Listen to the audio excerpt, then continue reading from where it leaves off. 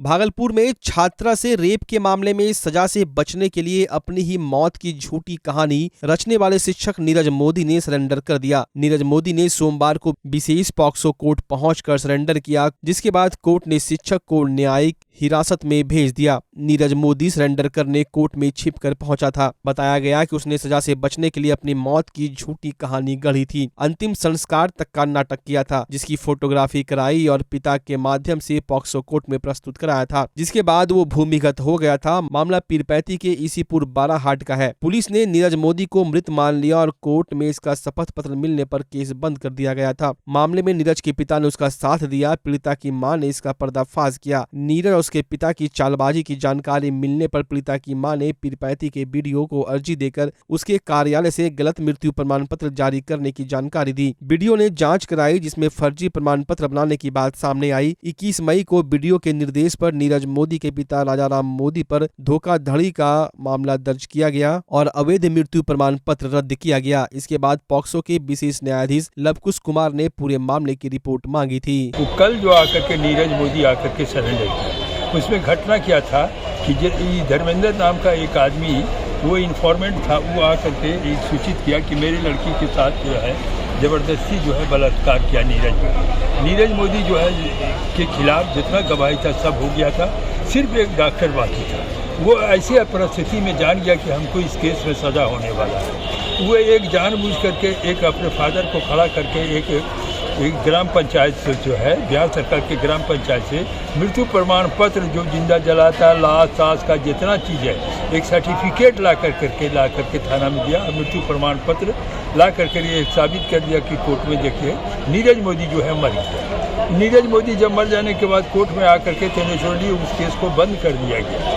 उसके बाद सितंबर जो है 22 में ही आकर के ईसीपुर बाराहाट थाना में आकर के यहाँ निवेदन किया आकर के कि नहीं सर, वो आदमी नीरज मोदी जो है जिंदा है। उसके बाप के ऊपर जो है 420 का केस किया। नरेंद्र मोदी जब जिंदा तो फिर रीओपन हो गया केस। रीओपन हो गया, जब देख लिया कि कोई सहायता नहीं, तो कल आकर के माने 17/10 आकर के वो आकर के कोर्ट में सरेंडर किया। जब सरेंडर किया, इसी परिस्थिति में देख करके हमने बेल का पूरा जो विरोध किया। उसके बाद विरोध करने के बाद जो है वो जेल चला गया और कोर्ट का आदेश हुआ, सिर्फ एक डॉक्टर बाकी है। नीरज मोदी के बारे में कुछ नहीं जानते। नीरज मोदी आपके पंचायत के हैं? मेरा है। उनका जो मृत्यु प्रमाण पत्र बना था, किनके लेटर हेड से बना था? हमको मालूम नहीं। आपके लेटर हेड से नहीं बना था? नहीं बना। अच्छा, ये जो नीरज मोदी का घर कहाँ है? सीमानपुर। वो क्या करते थे नीरज मोदी? टीचर। कौन सा स्कूल में? वो भी मालूम नहीं। कौन सा स्कूल में, ये भी मालूम नहीं मालूम। आप मतलब कि स्कूल वगैरह भी नहीं चेक करते? नहीं चेक किए, हमको इतना तक पावर नहीं। सरपंच साहब, 14 अक्टूबर 2018 की घटना है। नीरज मोदी पे आरोप था कि उन्हीं के विद्यालय की एक छात्रा के साथ उनका दुष्कर्म किया गया था।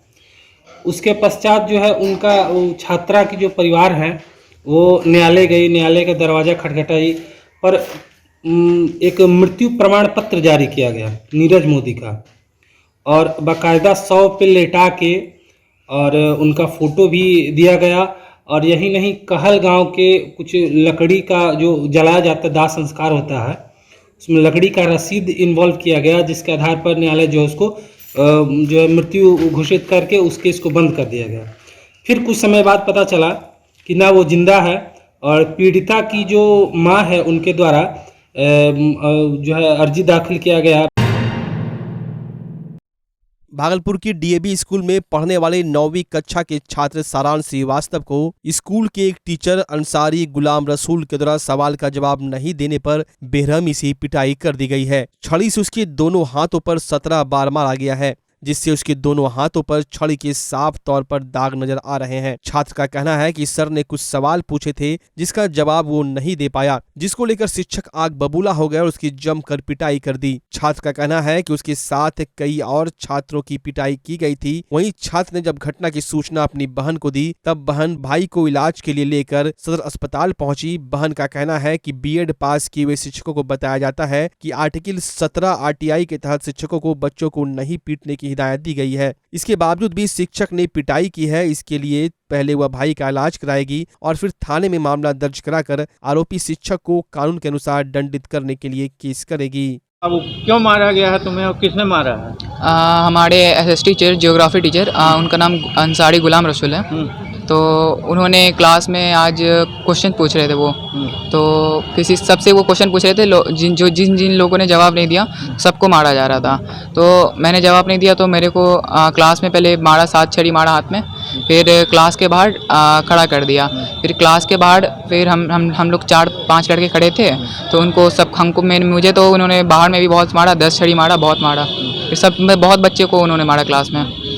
कितने बच्चों को मारा होगा? लगभग 12-13 लोगों को मारा था। दाग हो गया पूरा हाथ में? बहुत लोगों के हाथ में दाग है। अपने कहे कि सर क्यों मार रहे हैं हमें? हाँ, कहे तो बोले कि तुम तो वैसे ही बदमाशी करते हो, ये करते हो, वो करते हो, तो ऐसे ही कहते रहते हर टाइम। और पहले भी मारा करते थे, लेकिन इतना कभी नहीं मारा। पहले भी मारा करते थे, हम लोग कुछ बोलते नहीं थे, वो बोलते थे कि तुम्हें पेरेंट्स को बोल देंगे, पेरेंट्स कॉल कर देंगे, ये सब डराते थे। हाँ, डराते थे, तो हम लोग को भी लगता था कि पेरेंट्स को पता चलेगा अच्छा नहीं लगेगा। लेकिन इस बार उन्होंने कुछ ज़्यादा ही ज़ोर से मार दिया था और बहुत ज़्यादा मारा है इन्होंने, और इधर से बहुत लोगों को मारा है क्लास में बहुत। फिर बाकी लड़कियों लोग को तो वो मारते नहीं है, उन लोगों को बस ऐसे ही छोटी मोटी सजा दे देते हैं। हम लोग को बहुत मारते हैं जितने लड़के रहते हैं। भागलपुर में एक पिता ही अपने पुत्र की गिरफ्तारी को लेकर आमरण अनशन पर बैठ गए हैं। मामला भागलपुर के आदमपुर टीओपी अंतर्गत मसाक चक का है, जहां राजेश सिंह अपने पुत्र की गिरफ्तारी के लिए जिलाधिकारी कार्यालय के पास पिछले 9 दिनों से आमरण अनशन पर है। मीडिया से बात करते हुए राजेश सिंह ने बताया कि मेरा पुत्र निहाल सिंह पलक सिंह नाम की लड़की के साथ 10 जनवरी 2016 को फरार हो गया, जिसके बाद माँ, बेटे और मामा ने उसका अभियुक्त मुझे बनाकर मुझे फंसा दिया और मेरी जमीन और मकान को स्थानीय पुलिस के साथ मिलकर हड़पने की कोशिश कर रहा है, जिसका टाइटल सूट न्यायालय में चल रहा है। फिर भी मेरे मकान को बिना न्यायालय के आदेश से उसे तोड़ा गया, जिसका मैंने विरोध किया। इस मामले में इसका सहयोग मेरा साला कर रहा है, जो कि एक IPS ऑफिसर है। उनके कहने पर आदमपुर टीओपी द्वारा मुझे अभियुक्त बनाकर प्राथमिकी दर्ज की गई है, जिसके विरुद्ध मैं आज 9 दिनों से न्याय की गुहार लगाते हुए आमरण अनशन पर हूँ। जब तक मुझे उचित न्याय नहीं मिलेगा तब तक मैं आमरण अनशन पर ही रहूंगा। वहीं धरना स्थल पर चिकित्सक पहुंचकर उनकी जांच की। डॉक्टरों ने कहा कि अभी इनकी स्थिति सामान्य है। सर, मामला ये बहुत ही गंभीर है कि नाथनगर ललमटिया थाना कांड संख्या 3216 में मेरा लड़का और एक लड़की प्रेम प्रसंग में भाग गया था, और भागलपुर की निकम्मी पुलिस जो आज तक उस लड़के को, दोषी लड़के को अरेस्ट नहीं कर पाई, और मेरा घर मसाक चक स्थित कुर्क की और मुझे भी अप्राथमिकी अभियुक्त बनाकर जेल भेज दी। और फिर पुलिस उस आदमी से साठ गांठ कर जो हमारे शांतिपूर्ण दखल कब्जा के खिलाफ भागलपुर सिविल कोर्ट में टाइटल सूट 792/12 दाखिल किया और न्यायालय से बिना कोई आदेश प्राप्त किए मेरे शांतिपूर्ण दखल कब्जा को पुलिस के मिली भगत से गैर कानूनी तरीका से पहले घर तोड़ा, जिसका मैंने जोगसर टीओपी थाना कांड संख्या 344/18 दर्ज कराया, जिसमें इंस्पेक्टर विजय कुमार ने 25,000 रुपया घूस मांगा, पैसा नहीं दिया, और इसके लिए SSP को सूचना देने पर वो मेरे केस को गलत करार दे दिया। यह लॉ के साथ बलात्कार का मामला है।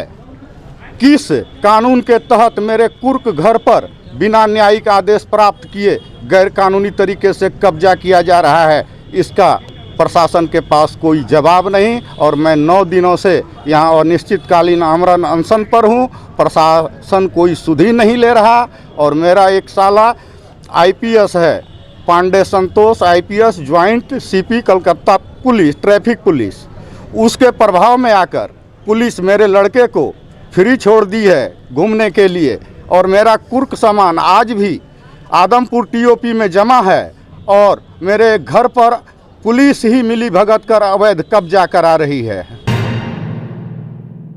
बच्चा जब जन्म लेता है तो कई बार बच्चा तुरंत नहीं रोता है, रोने में देर हो जाता है। ऐसे में बच्चा क्षतिग्रस्त हो जाता है और उसके बचने की संभावना कम हो जाती है, और यदि बचा तो भविष्य में उसमें विकलांगता की समस्या आती है, जिसे CP कहते हैं, जिसका कोई माकूल इलाज नहीं है, और ज़िंदगी भर बच्चा विकलांगता से जूझ सकता है। ऐसे में पूरे संसार में कूलिंग थेरेपी का सहारा लिया जाता है। जन्म से ठीक 6 घंटा के अंदर यदि उसको कूलिंग थेरेपी दिया जाए तो उससे उसका सीपी की समस्या कम होती है और बचने की भी संभावना बढ़ती है।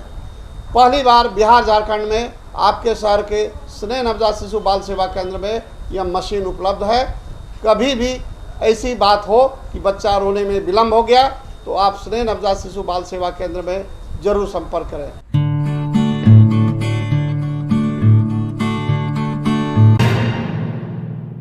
भागलपुर में गंगा विकराल है, घर के घर कटकर गंगा में समाते जा रहे हैं। सबौर प्रखंड के इंग्लिश गांव में देर रात से ही गंगा किनारे तेज कटाव शुरू हो गया, जिसके बाद ग्रामीणों में भय का माहौल देखा जा रहा है। रात में अचानक हो रहे कटाव के बाद कई लोग अपने घरों को खाली करने में जुटे हैं। महिलाएं गीत गाकर मां गंगा को मना रही हैं। लोगों में अधिकारियों व जनप्रतिनिधियों के प्रति आक्रोश भी देखा जा रहा है। लगातार हो रहे कटाव के बाद भी इनका कोई हाल जानने नहीं पहुंचा है। इससे पहले भी यहाँ हुए कटाव में दर्जनों घर गंगा में समा चुके हैं। कई दफा कटाव निरोधी कार्य शुरू किया गया लेकिन वो नाकाफी रहा। कटाव निरोधी कार्य अब बंद है और गंगा की धार गांव की तरफ मुड़ चुकी है। लिहाजा कई घर अब फिर से गंगा में समा रहे हैं।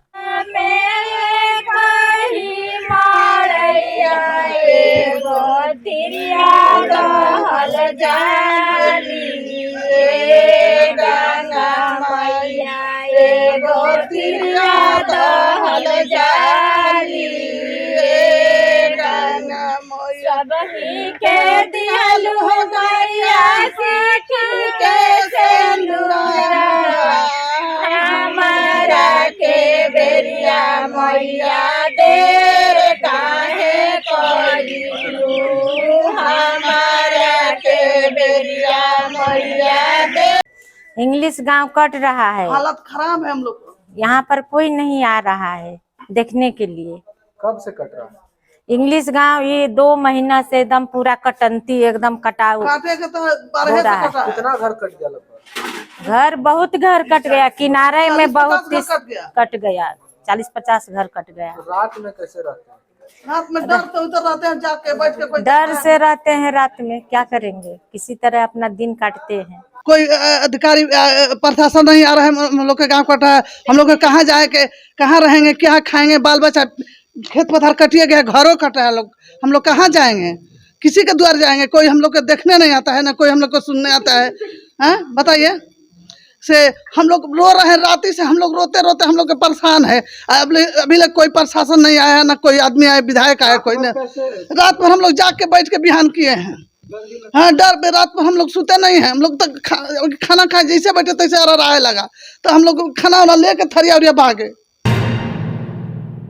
पूर्वी क्षेत्र के पुलिस उप महानिरीक्षक विवेकानंद ने पुलिस मुख्यालय के आदेश पर सब इंस्पेक्टर की परीक्षा में पास हुए अभ्यर्थियों को नियुक्ति पत्र दिया। उत्तीर्ण 113 लोगों को नियुक्ति पत्र दिया गया, जिनमें 67 पुरुष और 46 महिलाएं हैं। नियुक्ति पत्र प्राप्त किए सब इंस्पेक्टर अब प्रक्षेत्र के विभिन्न जिलों में अपना योगदान देंगे, जिसके बाद उनकी नियुक्ति थाने में की जाएगी। इसके बाद वे अपनी सेवा शुरू करेंगे। नियुक्ति पत्र पाकर सभी सब इंस्पेक्टर काफी खुश नजर आ रहे थे। भागलपुर के नौगछिया के गौशाला रोड पर एक टोटो के धक्के से मोटरसाइकिल पर सवार 2 लोग घायल हो गए। घायलों में गोपालपुर के गोड़ियाड़ी निवासी सुबोध पंडित और उसका भाई कृष्णा कुमार है। दोनों घायलों को इलाज के लिए नौगछिया अनुमंडल अस्पताल लाया गया, जहां दोनों का इलाज किया गया। मोटरसाइकिल चालक ने बताया कि अपने भाई को स्टेशन से लेकर घर जा रहे थे। गौशाला रोड पर सामने से आ रहे एक टोटो ने जबरदस्त धक्का दे मारा। टोटो चालक टोटो चलाते समय मोबाइल से बात कर रहा था। नौगछिया के एसपी सुशांत कुमार सरोज ने पुलिस कार्यालय में एक प्रेस वार्ता आयोजित कर कहा कि दीपावली और छठ पर्व को लेकर पुलिस मुस्तैद है। दीपावली में बाजारों में जाम न लगे, पटाखा अवैध रूप से संग्रहित न हो, हर जगह पुलिस की मौजूदगी हो, इसको लेकर खास व्यवस्था की गई है। एसपी ने कहा कि थाना अध्यक्षों को विभिन्न छठ घाटों का निरीक्षण करने का निर्देश दे दिया गया है। लोगों से अपील की गई है कि वे लोग छठ घाटों पर विशेष सावधानी बरते। आम जनता पार्टी राष्ट्रीय द्वारा नगर निकाय चुनाव में अति पिछड़ा वर्ग को पुनः 20% सीट आरक्षित कर चुनाव कराने की मांग को लेकर भागलपुर जिला मुख्यालय पर एक दिवसीय धरना दिया। धरना में आए लोगों को संबोधित करते हुए बिहार प्रदेश महासचिव अलका वर्मा ने कहा कि आज जिस तरह से नगर निकाय चुनाव में अति पिछड़ा वर्ग को दिए गए 20% आरक्षण को छीन लिया गया है, इससे अति पिछड़ा समाज में काफी आक्रोश है। उन्होंने बिहार सरकार से कानूनी प्रक्रिया पूरा कर जल्द से जल्द नगर निकाय चुनाव कराने की मांग की है, ताकि अति पिछड़ा वर्ग को नगर निकाय में राजनीतिक भागीदारी प्राप्त हो सके। साथ ही साथ उन्होंने यह भी कहा कि यदि बिहार सरकार जल्द से जल्द किसी दिशा में पहल नहीं करती है तो हम अति पिछड़ा समाज चुपचाप बैठने वाले नहीं हैं। जरूरत पड़े तो हम लोग इस आंदोलन को और तेज करेंगे। आज हम लोग एक दिवसीय धरना पर बैठे हुए हैं। नगर निकाय चुनाव में जो कैंसिल किया गया है कोर्ट के तहत, उसके लेकर के हम लोग धरना प्रदर्शन कर रहे हैं। अति पिछड़ों को लेकर के उनको जो 20% का हक मारा गया है उसको हक दिलाना है। सरकार से हम लोग यही मांग करने के लिए बैठे हैं और आम जनता पार्टी राष्ट्रीय इसके लिए सब कुछ करने के लिए तैयार है। आज हम लोग धरना पर एक दिवसीय पूरे 38 जिले में हम लोग धरना प्रदर्शन कर रहे हैं और उसके बाद भी अगर बात नहीं होती है तो उसके आगे फिर हम लोग करेंगे। कहते हैं मानव शरीर में आँख की एक अहम भूमिका होती है, जिसके बिना हमारा जीवन अधूरा है। हम आँख से ही सारी सृष्टि को देखते हैं और महसूस करते हैं। इसकी सुरक्षा करना हमारा कर्तव्य है, जिसको लेकर भागलपुर मेडिकल कॉलेज के छात्र छात्राओं ने world site day love you I day के अवसर पर जागरूकता रैली निकाली। जागरूकता रैली में आमजनों को आंखों की सुरक्षा और उसके महत्व के बारे में जानकारी दी गई।